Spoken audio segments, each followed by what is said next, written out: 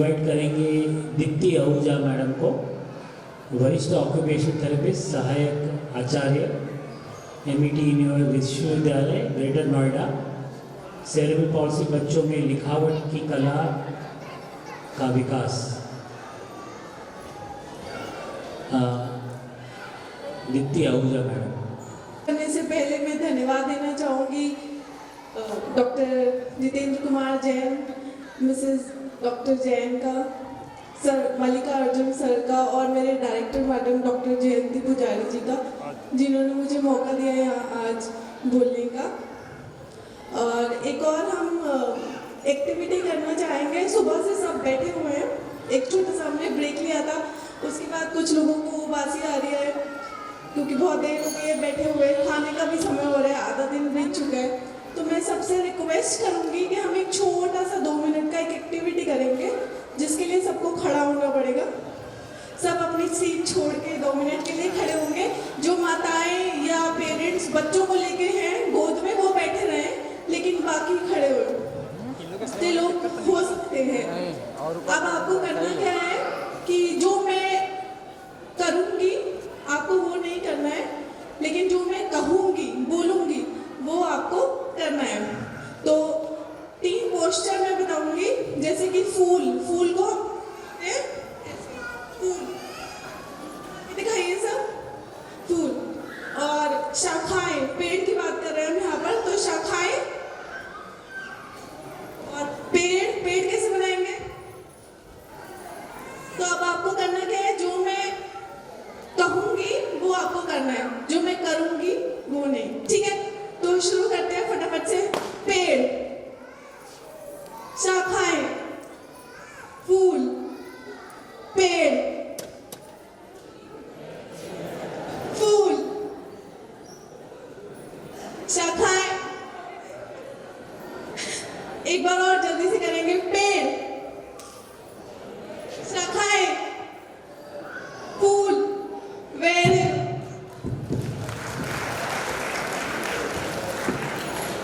Cerebral palsy के बच्चों में अक्सर ये पाया गया है क्योंकि उनके हाथ में कमजोरी होती है, टाइटनेस होती है, पोजीशन सही नहीं होती है, डिफॉर्मिटीज भी डेवलप हो जाती है, जिसकी वजह से बच्चों को लिखाई में काफ़ी समस्याएं आती है। तो सबसे पहले हम देखते हैं लिखाई होती क्या है। तो जब भी हम लिखाई की बात करते हैं तो 2 चीज़ें सामने आती हैं। एक तो होता है प्रोडक्ट मतलब उत्पाद, कि बच्चे ने कैसा लिखा है। तो किसी बच्चे ने बहुत सुंदर लिखा है या किसी बच्चे ने अच्छा नहीं लिखा है, आप देख के बताएंगे अरे इसकी राइटिंग तो बहुत अच्छी है, या इसकी राइटिंग अच्छी नहीं है, या क्या दिक्कत आ रही है। ये तो हो गया उत्पाद। दूसरी चीज़ होती है परफॉर्मेंस, प्रदर्शन। बच्चे ने लिखने के लिए क्या क्या किया, पेंसिल को कैसे पकड़ा, कैसे वो बैठा हुआ है, कितनी स्पीड से लिख रहा है एग्जाम में, कितनी सफाई से लिख रहा है, ये होता है परफॉर्मेंस। तो हमें जिस बात पे ध्यान देना है वो है परफॉर्मेंस, कि बच्चा ठीक से कैसे परफॉर्म करे। हैंडराइटिंग क्यों जरूरी है? हैंडराइटिंग क्यों जरूरी है? क्योंकि सबसे पहले तो इससे एकेडमिक परफॉर्मेंस या शैक्षिक जो प्रदर्शन है बच्चे का, वो पता चलता है कि वो कितना अच्छे से परफॉर्म कर रहा है। दूसरी चीज़ है कि वो कितने स्पष्टता से एग्जाम में लिख पा रहा है, कितनी स्पीड से लिख पा रहा है। दूसरा, हमें हैंडराइटिंग से कई बार जब बच्चा लेखन हम उसका देखते हैं तो हमें ये भी पता चलता है कि बच्चे को क्या क्या दिक्कत आ रही है। हैंडराइटिंग से हम उसको असेस भी कर सकते हैं कि बच्चे में ये दिक्कत है और हमें कहाँ से शुरुआत करनी है, क्या काम करना है बच्चे के साथ। और अगर बच्चा अच्छा लिखाई करेगा तो ऑटोमेटिकली उसका सेल्फ कॉन्फिडेंस बढ़ जाता है कि मैंने आज ये अपना नाम लिख पाया या मैं कुछ लिख पाया, तो उससे बच्चे का कॉन्फिडेंस भी बढ़ता है अगर वो लिख पाता है तो। हैंडराइटिंग परफॉर्मेंस कुछ चीज़ों पे डिपेंड करती है। पहली जो हमने बात की स्पष्टता, कितनी सफाई से लिखा है। दूसरा है मैकेनिक्स या यांत्रिकी, कि जब बच्चे को लिखना होता है तो खाली हाथ की मसल्स काम नहीं करती हैं, ऊपर हमारे बॉडी की पोस्चरल मसल्स भी काम करती हैं कि जब बच्चा कितने ढंग से बैठा है, शोल्डर में कितनी स्थिरता है, एल्बो की मसल या कोहनी की मसल्स, ऊपर हाथ की पूरे आर्म की मसल्स कितनी स्थिर है। अगर ऊपर की मसल्स, बड़ी मसल्स स्थिर होंगी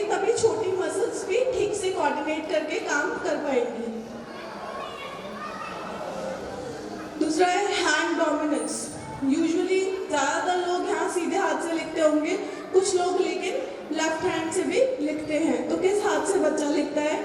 हाथों और उंगलियों की मसल्स में कितनी ताकत है? इन हैंड मैनिपुलेशन या हाथों में चीज़ों को लेकर के घुमाने की क्षमता। जब हम पेंसिल पकड़ते हैं तो पेंसिल कैसे पकड़ते हैं? पेंसिल को वैसे ऐसे पकड़ना होता है, उठाना होता है, फिर उसको एक पोजीशन में लाना होता है कि अब हम पकड़ के लिख पाएंगे। लेकिन वो उतना लेके आना, पेंसिल को वैसे पकड़ के उस पोजीशन में लेके आने को मैनिपुलेशन बोलते हैं। इसके बाद बच्चे को अब ज्ञान कितना है जो उसको लिखना है, लेटर अवेयरनेस और नंबर का क्या कितना ज्ञान है कि वो लिख पाए। अगला है पेंसिल कंट्रोल, जो कि सेरेब्रल पाल्सी के बच्चों में देखा गया है कि जब वो लिखने का प्रयास करते हैं, जो बच्चे लिख सकते हैं लिखने का प्रयास करते हैं, तो टाइटनेस की वजह से वो बहुत ज़्यादा प्रेशर दे देते हैं पेपर के ऊपर, जिसकी वजह से कई बार पेपर फट जाता है। या कुछ बच्चे होते हैं जो कम प्रेशर देते हैं, लिखाई समझ में नहीं आती है जिनकी। इसके बाद प्री राइटिंग स्किल्स, जब भी हम लिखना सिखाते हैं बच्चे को तो हम सबसे पहले ए फॉर एप्पल नहीं लिखना सिखाते हैं, हम पहले बच्चे को सीधी लाइन खींचना सिखाते हैं, सर्कल बनाना सिखाते हैं, टेढ़ी लाइनें बनाना सिखाते हैं, जिसको हम प्री राइटिंग स्किल्स कहते हैं। कि लिखावट से पहले ये वाली चीज़ें सिखाएं ताकि बच्चा लिखने में आसानी से कर पाए। उसके बाद है प्लानिंग और सीक्वेंसिंग। जब भी हमें लिखना होता है तो पहले हम दिमाग में प्लान कर लेते हैं कि हमको क्या लिखना है। अगर मुझे सेब लिखना है तो स कैसे बनेगा और उसके ऊपर ए की मात्रा आएगी और फिर बा आएगा और उन सभी चीज़ों का ज्ञान और वो कैसे अक्षर बनेंगे, तो ये सारा प्लान कर लेंगे हम दिमाग में। सेब जैसे ही सुनते हैं तो हमारे दिमाग में एक लाल लाल फल की छवि बन जाती है, तभी हम उसको लिख पाते हैं, है ना? सबके दिमाग में पहले बन जाती है ना?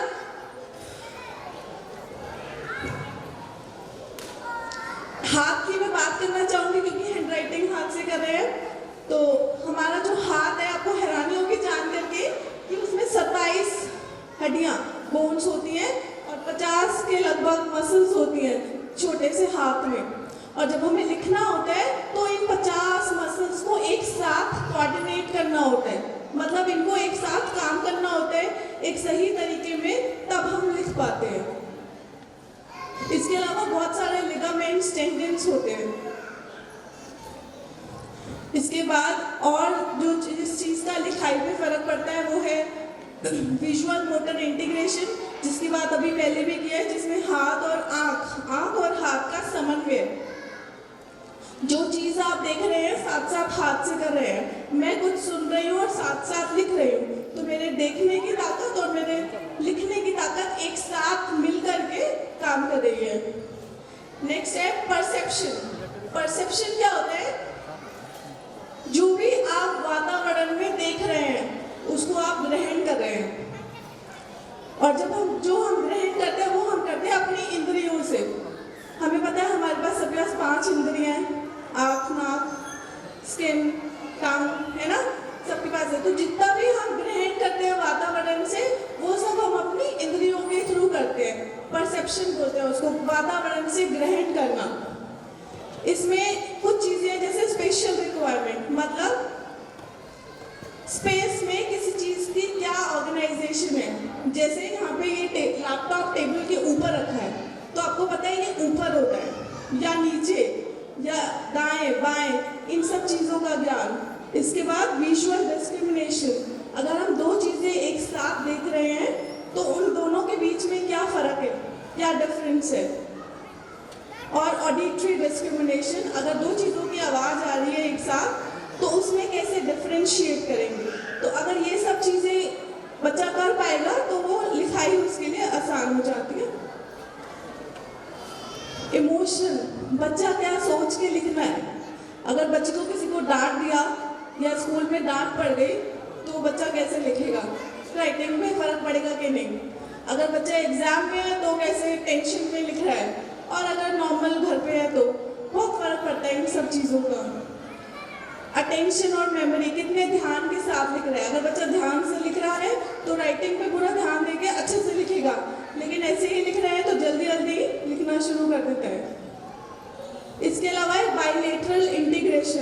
उसका मतलब होता है कि जो हमारी दोनों तरफ, बॉडी के दोनों तरफ, हमारा राइट हाफ है और लेफ्ट हाफ है, और राइट और लेफ्ट ऐसे ही ब्रेन से कंट्रोल होता है। ब्रेन में भी राइट का कंट्रोल लेफ्ट और लेफ्ट का कंट्रोल राइट में होता है। तो दोनों तरफ का कोऑर्डिनेशन एक साथ होगा तब वो बच्चा लिख पाएगा। अगर कुछ एक्टिविटीज है जैसे कि बॉल खेलना, बॉल को फेंका और कैच किया जैसे कि पिक्चर में है, तो उसमें क्या होता है कि एक साथ दोनों हाथ ऊपर जाएंगे तो बच्चा बॉल पकड़ पाएगा। लेकिन कुछ एक्टिविटीज ऐसी हैं जैसे कि हैंड राइटिंग, लिखाना, लिखने में क्या होता है कि बच्चा एक हाथ से तो लिख रहा है लेकिन दूसरे हाथ से कॉपी को स्टेबल करता है, कॉपी को रोके रखता है, तब वो लिख पाता है। दोनों हाथ अलग अलग काम करते हैं इसमें। कुछ और वातावरण के फैक्टर्स जैसे कि बच्चे का सीटिंग हाइट क्या है, राइटिंग इंस्ट्रूमेंट यानी कि पेन पेंसिल कैसे पकड़ा है, किस तरह का पेपर इस्तेमाल किया है, नीचे किस तरह का सपोर्ट दिया गया है, बच्चा ब्लैक बोर्ड से कितनी दूरी पर बैठा है क्लास में, और जो बोला जा रहा है बच्चे को समझ में आ रहा है, सुनाई दे रहा है या नहीं। ये सब चीज़ें भी डिपेंड करती हैं कि बच्चा ठीक से लिखाई करे। अब सीबी में जैसे कि हम देखते हैं कि हैंड में काफ़ी सारी डिफॉर्मिटीज होती है। कुछ लोग बच्चों के हाथ जो है फ्लेक्शन पोजीशन में, रेस्ट फ्लेक्शन में रहती है, जिसकी वजह से वो नहीं लिख पाते। क्योंकि लिखने के लिए क्या पोस्चर होता है हाथ का, लिखने के लिए ये वाला पोस्चर होता है जिसमें कलाई थोड़ी ऊपर उठी होनी चाहिए और उंगलियां मुड़ी होनी चाहिए, तभी आप पेंसिल पकड़ के लिख पाएंगे। अगर हाथ इस पोजीशन में है तो लिखना मुश्किल हो जाता है। इसके अलावा कई बार अंगूठा अंदर रहता है क्योंकि मसल्स में बहुत टाइटनेस होती है। कुछ हैंड राइटिंग से जुड़ी हुई जो परेशानियां हैं उनमें से कुछ हैं लेटर फॉर्मेशन, मतलब अक्षर को बनाना।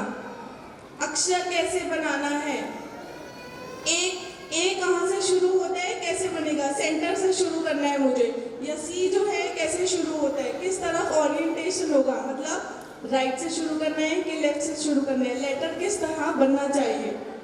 Then again pencil control, pencil पे आपका बच्चे का कितना कंट्रोल है। ग्रिप, जब हम ग्रिप की बात करते हैं, ग्रिप मतलब है पकड़ना, पेंसिल को किस तरह से पकड़ा गया है। यूजुअली ट्राइपॉड का मतलब है 3 उंगलियां, एक अंगूठा और 2 उसके साथ की उंगलियों से जब हम पेन को पकड़ते हैं उसको हम ट्राइपॉड ग्रास्प कहते हैं। And that is the best grasp. अगर वो बच्चा उस तरह से पेंसिल पकड़ता है तो सबसे अच्छी लिखाई है। अगर नहीं भी पकड़ पाता है तो भी कई अलग साधन है जिससे बच्चा लिखाई कर सकता है। अलाइनमेंट, कई बच्चों में देखा गया है कि वो कैपिटल लेटर और स्मॉल लेटर्स को सेम हाइट का बना देते हैं। सेम हाइट का लिखा हुआ है, कैपिटल ए और स्मॉल ए एक ही हाइट के बने हुए हैं, जबकि अलाइनमेंट में ये क्लियरली होता है कि जो बड़ा कैपिटल लेटर है वो बड़े साइज का होगा और स्मॉल लेटर उससे छोटे साइज का होगा। स्पेसिंग, लिखते समय लेटर के बीच में और एक लेटर अल्फाबेट के बीच में कितना स्पेस होना चाहिए। अगर वो स्पेसिंग ठीक नहीं है तो वो अक्षर अलग अलग समझ में नहीं आएंगे। पोस्चर ऑफ द बॉडी, ठीक से बच्चा एकदम सीधा बैठा होना चाहिए, कमर सीधी, पैर नीचे जमीन पर लगे हुए, कोहनियाँ 90 डिग्री एंगल पे होनी चाहिए। इसके अलावा विजुअल परसेप्शन की मैंने जो बात की थी अभी पीछे परसेप्शन की, कि विजुअली बच्चा कैसे ले रहा है। कई बार ये दिक्कत आती है बच्चों में कि जो सेम दिखने वाले अक्षर होते हैं उसको बच्चा नहीं पहचान पाता है, जैसे 9 और P या B और D। B और D सेम है, सिर्फ ओरिएंटेशन अलग है, राइट और लेफ्ट का प्रॉब्लम है, तो उसमें बच्चे को दिक्कत आती है कई बार। इसके अलावा पेपर पोजीशन, कई बच्चे बहुत ज़्यादा पेपर टेढ़ा करके लिखते हैं, कई बिल्कुल सीधा करके लिखते हैं। तो जो सही है वो है कि जहाँ पे बच्चा बैठा है उससे 45 डिग्री पे थोड़ा अगर टर्न करेगा तो वो ईजी हो जाता है लिखाई के लिए। और हैंड राइटिंग स्पीड और साइज ये दोनों आपस में जुड़े हुए हैं। अगर तेजी से लिखना होता है तो कई बार साइज अप्रोप्रिएट नहीं होता, प्रॉपर नहीं होता, और कई बार जब हम स्लोली आराम आराम से लिखते हैं तो सही से लिख पाते हैं। तो ये सारी चीज़ें हैं जो कि लिखाई, इन सब चीज़ों का लिखाई पे फर्क पड़ता है। मैंने ऐसे भी पेरेंट्स देखे हैं जो कहते हैं कि बच्चा स्कूल जाता है, बड़े अच्छा लिख के आता है, पता नहीं घर पे मैं होमवर्क कराती हूँ तो इसकी राइटिंग को क्या हो जाता है। तो जो स्कूल में बच्चा जाता है तो प्रॉपर डेस्क पे बैठता है, उसको प्रॉपर हाइट पे एक डेस्क मिलता है जिसमें वो रख करके प्रॉपरली लिखता है। कई बार जब बच्चा घर आता है तो हम उसे बेड पे भी काम करा लेते हैं या सोफे पे काम कराते हैं, चलो होमवर्क करें, लेकिन वहाँ पे उसको पोस्चर प्रॉपर नहीं होता, जिसकी वजह से लिखाई में फर्क पड़ता है। अब क्या क्या ट्रीटमेंट और इंटरवेंशन हो सकते हैं इन सब चीज़ों के लिए? तो सबसे पहला है कि हाथ की मसल्स में ताकत अच्छे से होनी चाहिए लिखाई के लिए, नहीं तो बच्चा बहुत जल्दी थक जाएगा लिखते लिखते। तो कुछ एक्टिविटीज़ हैं जो कि कर सकते हैं, जैसे कि स्क्वीजी बॉल होती है, उसको प्रेसिंग एक्टिविटीज़ कर सकते हैं। इसके अलावा पुट्टी होती है, सबके पास क्ले पुट्टी होती है, नहीं तो बाजार में इजीली अवेलेबल होती है, नहीं तो घर पे भी बना सकते हैं इसको, और उससे बच्चे को अलग अलग तरीके से ताकत की एक्सरसाइज करवा सकते हैं। लिखते समय ध्यान रखें कि थोड़ा स्लैंटिंग सरफेस अगर कर पाए तो इजी होता है उसके लिए लिखना। स्लैंटिंग सरफेस पे यानी कि तिरछी, थोड़ी तिरछी सरफेस हो लिखने वाली। इस पेंसिल के ऊपर हम ग्रिपर्स का यूज़ करते हैं। जो बच्चों को पेंसिल पकड़ने में दिक्कत होती है या जो एकदम फाइन ग्रास्प नहीं कर पाते हैं, उनको हम पेंसिल के चारों तरफ कुछ फॉर्म लपेट देते हैं या कुछ रबड़ का ग्रिप बना देते हैं। आजकल ग्रिपर्स भी मार्केट में इजीली अवेलेबल हैं, अपनी नीड के अकॉर्डिंग बच्चा ले सकता है और उससे पकड़ना इजी हो जाता है पेंसिल को, और फिर वो लिख सकता है।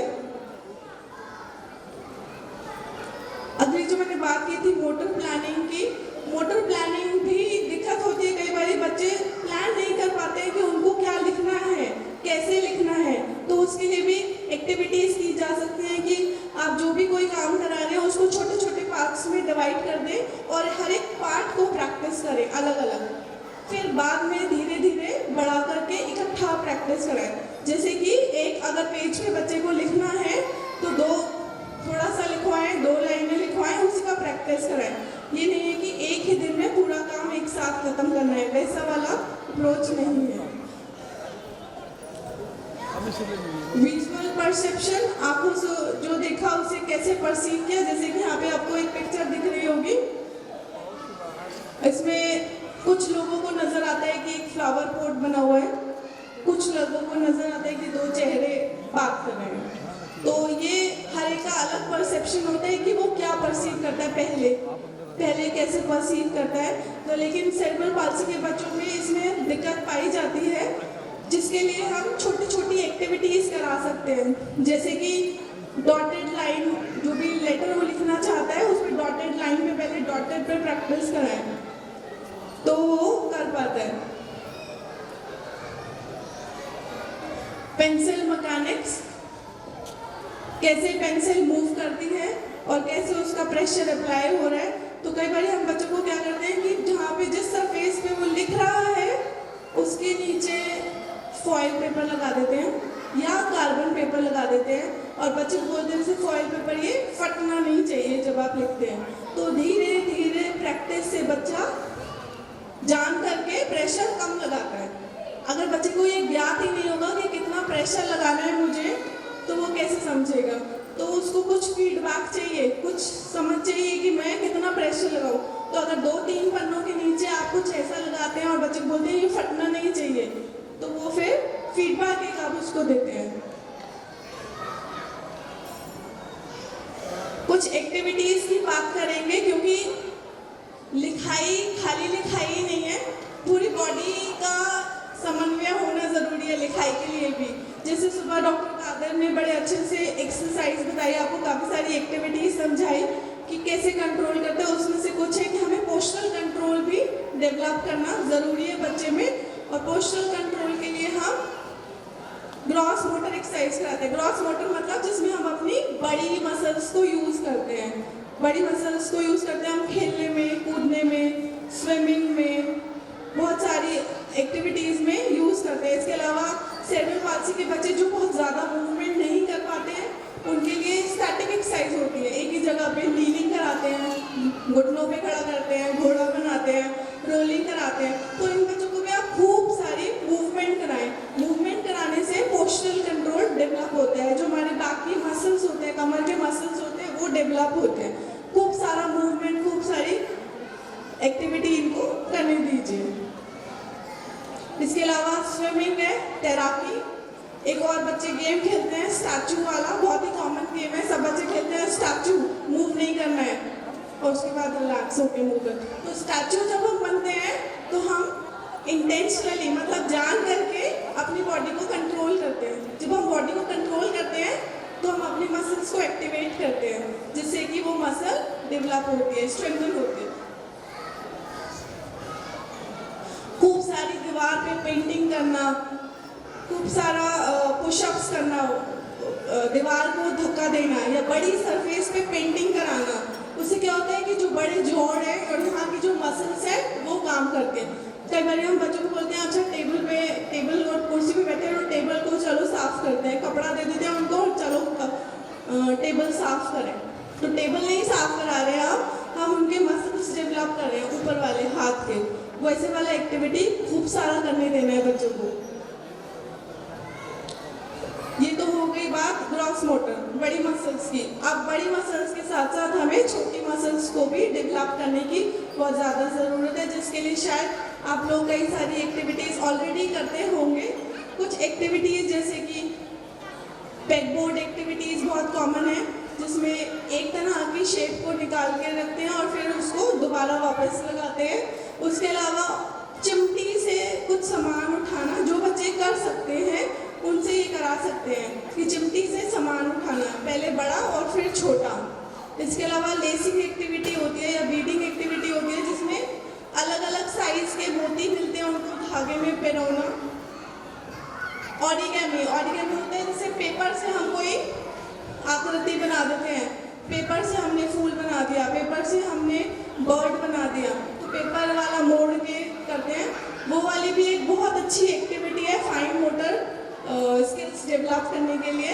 फिंगर पेंटिंग कराना बच्चों को, अलग अलग कलर्स और अलग अलग टेक्सचर के साथ, कुछ बच्चे फॉर्म के साथ पेंटिंग करते हैं, अलग अलग चीज़ों के संग पेंटिंग कराना। ड्रेसिंग की सुबह बात की थी, लेसिंग में, बटनिंग में जो प्रॉब्लम आता है तो उसकी भी प्रैक्टिस कराई जा सकती है अलग से सामने तकिए पे लगा करके शर्ट को बटनिंग करने को बोला जा सकता है। अलग कुछ जैसी चीज़ें होती है, घर में होता है, दो बड़ी चीज़ें ले ली, राजमा ले ली और कोई एक छोले ले ली और बच्चे को बोला कि चिमटी के साथ ये अलग कर दीजिए, तो बच्चा उसमें भी फाइन मोटर स्किल्स डेवलप करता है। ट्राइपॉड ग्रास्प के लिए आप कौन कौन सी एक्टिविटीज़ कर सकते हैं जिसमें कि अंगूठा और दो उंगलियां इस्तेमाल हो, तो वैसी एक्टिविटीज़ हैं। पहली, चिमटी लगाना। चिमटियाँ सबके घर में होते हैं जो कपड़ों पर हम लगाते हैं, तो चिमटी को ले करके किसी कंटेनर या बॉक्स डब्बे के चारों तरफ लगाना या चिमटियों की एक चेन बना देना। उसमें क्या होता है, बच्चा बार बार चिमटी दबाता है छोड़ता है, दबाता है छोड़ता है, उससे ये वाली मसल्स काम करती हैं। इसके अलावा गुल्लक में पैसे डालना, जब भी हम कोई सिक्का कॉइन पकड़ते हैं तो उसके लिए भी हम यूजुअली ये 2 या 3 फिंगर्स का ही इस्तेमाल करते हैं। तो ये पिंच आता है, इसको हम बोलते हैं पिंच, पामर पिंच। उसके अलावा बच्चे को ये भी बोल सकते हैं ट्राइपॉड ग्रास्प के लिए कि रिंग फिंगर और ये जो सबसे छोटी उंगली होती है, इनके बीच में एक रुई या रबड़ पकड़ ले और फिर बाकी 3 उंगलियों से पेन या पेंसिल पकड़े। अगली चीज़ जो बहुत इंपॉर्टेंट है, विजुअल मोटर इंटीग्रेशन या आँख और हाथ का समन्वय। इसमें कॉपीइंग स्किल भी आती है। जब बच्चा स्कूल में पढ़ाई या लिखाई करता है तो उसको ब्लैक बोर्ड से, यूजुअली हम सभी टीचर्स ब्लैक बोर्ड यूज़ करते हैं स्कूल में, और बच्चे को काफ़ी सारा काम उतारना पड़ता है। उतारने के लिए क्या करता है बच्चा, देखता है ब्लैक बोर्ड पे क्या लिखा है, वो छोटा सा चीज़ उसको याद करना होता है और फिर वो उसको सेम कॉपी करता है। तो उसको वो तभी होता है जब आँख का और हाथों का समन्वय ठीक से होगा। इस कॉपिंग स्किल को डेवलप करने के लिए कुछ एक्टिविटीज़ कर सकते हैं, जैसे कि 4 या 5 कलर के ब्लॉक्स ले लिए और उनका एक शेप बना दिया और अपने बच्चे को बोला कि सेम शेप को कॉपी करो। उतने ही ब्लॉक्स आपने बच्चे को भी दिए, तो कॉपी करना सीखता है बच्चा धीरे धीरे धीरे धीरे। इसके अलावा मेजर्स या पजल्स आते हैं, जैसे कोई आप घर पे भी बहुत आसानी से ये बना सकते हैं। जैसे कि कोई फूल बना दिया या कोई भी आकृति बना दी पेपर पे और उसको 4 या 5 पार्ट में कट कर दिया और अब आपने बच्चे को बोला कि इसको जोड़ो। तो उसको जोड़ने के लिए अगेन देखना और हाथों का एक साथ काम करना ज़रूरी है। ट्रेसिंग एक्टिविटी वही है, किसी चीज़ को ट्रेस करने, जैसे डॉट डॉट वाली पजल्स आती है उनको ट्रेस करना।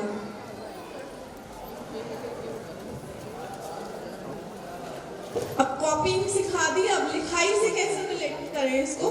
तो मैंने जो बात की थी प्री राइटिंग स्किल्स की, सीधी लाइन खींचना, स्टैंडिंग और स्लीपिंग लाइन बोलते हैं, या लेटी हुई लाइन या खड़ी हुई लाइन खींचना, ये सब पहले सिखाना होता है। तो हम कोशिश करते हैं बच्चे को कि वो अपनी पूरी बॉडी इन्वॉल्व करेंगे सीखने के लिए, सिर्फ पेंसिल से पकड़ के ये नहीं सिखाना है। सीधी लाइन का क्या मतलब है, तो हम क्या करते हैं कि हम एक रिबन नीचे या लाइन खींच देते हैं और बच्चे को बोलते हैं उस पर चलो और फील करो, ये सीधी लाइन है, ये टेढ़ी लाइन है, ये गोलाकार आकृति है। तो बच्चा खुद अपनी बॉडी से हर चीज़ को फील करता है कि ये वाली शेप है और जो उसको हमेशा के लिए याद हो जाती है।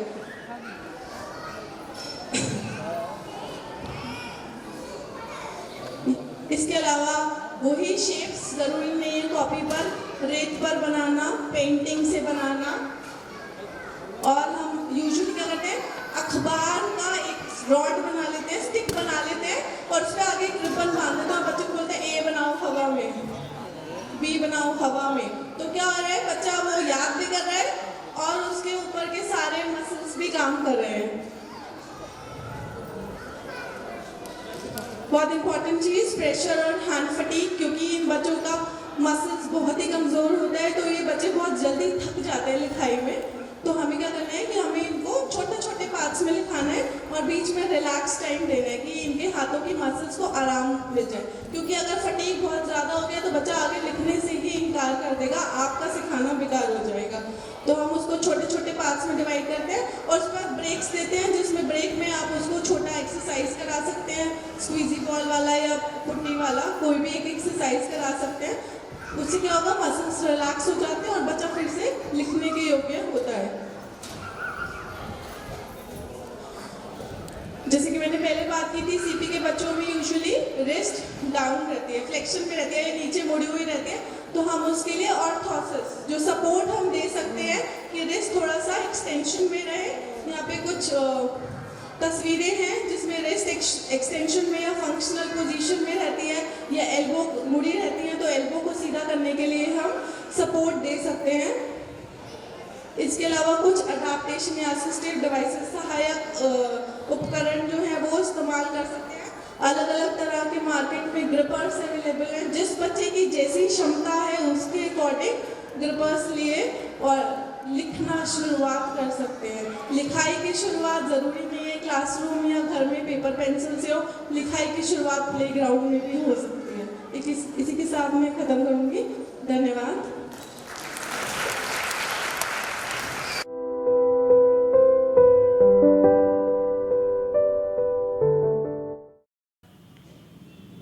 सेरेब्रल पाल्सी में अधिक जानकारी के लिए हमारे YouTube चैनल त्रिशला फाउंडेशन और JJN 999 को सब्सक्राइब करें।